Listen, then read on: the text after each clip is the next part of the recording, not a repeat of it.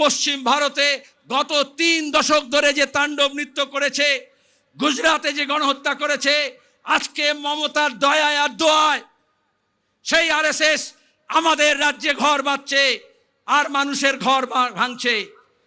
রাজ্যের পুলিশ, তৃণমূল কংগ্রেস, রাজ্যের প্রশাসনের মুরদ নেই এই দাঙ্গাবাজদের আটকাবে।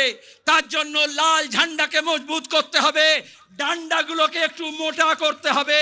তবেই আমরা বুদ্ধদেব ভট্টাচার্যের ভাষায় বলতে পারবো, এ রাজ্যে যারা দাঙ্গা করতে আসবে তার মাথা ভেঙে গুড়িয়ে দেওয়া হবে। ওর মুখটা খুলে দিচ্ছি বলে না, মুখোশটা ওর রাগ।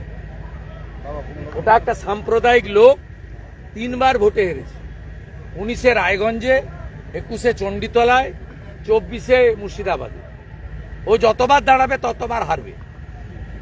ওর লজ্জা থাকা উচিত।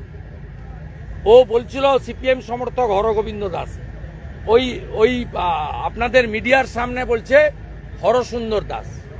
কোথাও তো দাঙ্গা হচ্ছে না, তাহলে কেন মুর্শিদাবাদে হলো? প্রশ্ন করবো না? এই যে আজকে যে পুলিশ খুন করলো হরসুন্দর দাস, হরসুন্দর দাস, হরসুন্দর দাস আর চন্দন দাসকে যারা খুন করলো তার দুধ কা দুধ পানি কা পানি হয়ে যাবে। পাখির চোখ 26। নমস্কার বন্ধুরা, আমার নাম ধ্রুবজ্যোতি সরকার। আজ বামেদের ব্রিগেড সমাবেশ। 26-এর নির্বাচনের আগে বামেদের পাখির চোখ শ্রমজীবী মানুষ, শ্রমিক, কৃষক, ক্ষেতমজুর এবং বস্তি ফেডারেশনের ডাকে বামেদের ব্রিগেড সমাবেশ। এই সমাবেশে উঠে আসবে কেন্দ্র ও রাজ্য সরকারের জনবিরোধী নীতি থেকে মূল্যবৃদ্ধি, বেকারত্ব। বাদ যাবে না মুর্শিদাবাদের ঘটনা থেকে 26,000 চাকরি বাতিলের মতো ইস্যু। লক্ষ্য 26-এর বিধানসভা নির্বাচন। এটা রাজ্যের মুখ্যমন্ত্রী সাহস করতে পারেন না। এই বাংলার বুকে জ্যোতি বসু বলেছিলেন যে আজকে গোটা পৃথিবী মানে, যে গোটা দেশ মানে। তাকে জিজ্ঞেস করা হয়েছিল দাঙ্গা কেন হয়? জ্যোতি বসু বলেছিলেন সরকার চাইলে দাঙ্গা হয় আর সরকার না চাইলে দাঙ্গা হয় না। তাহলে ধুলাগড় বলুন, বসিরহাট বলুন, রানীগঞ্জ, আসানসোল বলুন, উত্তরবঙ্গের বিভিন্ন স্থান বলুন, এই গত বছর রিসরা বলুন, শিবপুর বলুন, মমতা ব্যানার্জি মুখ্যমন্ত্রী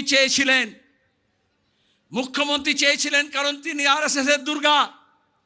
আরএসএস তাকে পরিয়েছে, খাইয়েছে, লোকবল জুটিয়েছে, কর্পোরেট ফান্ড দিয়েছে, টাকা দিয়েছে।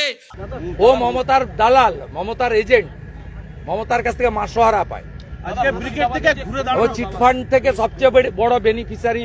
84 সালের যখন ও ভোটে দাঁড়িয়েছিল উত্তর কলকাতায়, চিটফান্ড থেকে ওর সব হোর্ডিং পোস্টার টাঙ্গিয়ে দিয়েছিল। তৃণমূলের যে এখন মুখপাত্র না, ওকে জিজ্ঞেস করবেন, ও সব বলে। ঘুরে দাঁড়ানোর কথা বলছেন ব্রিগেডের আজকে সভাপতি লোক হয়েছে নি, গুড়িয়ে বাড়িয়ে গোটা সিপিএম বলবে গণসংগঠন। কে ছিল না সিপিএম এর? সিপিএম এর যতগুলোকে দেখা যায় টকশোতে গিয়ে চিল্লায়, নাস্তিকগুলো সবগুলোই ছিল। কটা লোক হয়েছে? একটা বড় অংশের হিন্দুকে ধন্যবাদ দেব, তারা সিপিএম এর থেকে মুখ ঘুরিয়ে নিয়েছে। ছবি দেখান না, ফাঁকা মাঠ। এমনি তো মাঠের 1/10 করেছে, 9 ভাগ বাদ দিয়েছে আগে। বন্ধুরা, ভিডিওটি ভালো লাগলে দয়া করে লাইক, শেয়ার করে দেবেন, আমাদের পেজটা ফলো করে নেবেন আর আপনার মতামত কমেন্ট করে অবশ্যই জানান। ধন্যবাদ।